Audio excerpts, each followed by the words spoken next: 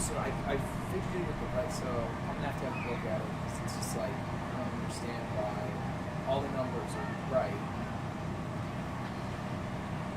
but I shot it.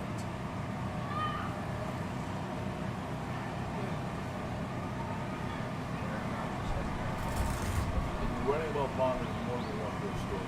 Yeah. It's all good.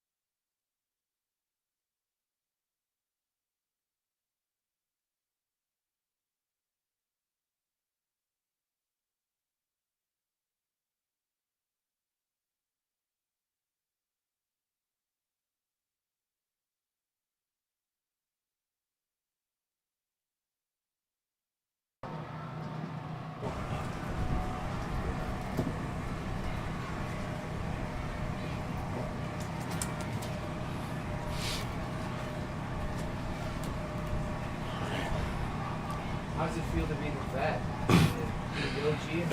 That's funny. Vet, I don't look at myself as a vet. Yeah, I'm still learning. You know, you got, actual, I guess, vet as far as time with the Bills, yeah. MVS, Mac, Curtis, all those guys. I still look at them as our vets, and I'm still, as I'm trying to transition into, leading, still also following as well and learning things and picking things up from those guys who've been in the league for a while. So they're all great. Have any of those guys who will come to you, and just with your familiarity with Josh, have they already come to you a little bit with just kind of nuances, maybe pointers, or just helping them kind of get familiar with his offense? Have they come to you at all? Yeah, I mean, as far as playbook, yes, definitely. We spend a lot of time with Josh after practice, just running things. You only get so many reps in a day, right? So whenever we have to take it upon ourselves to, right after practice, spending however long it is, getting reps, running certain routes, a feel for things, talking to Josh as a group, because someone might think this, but somebody else is thinking a different way, so making sure we're on the same page as well.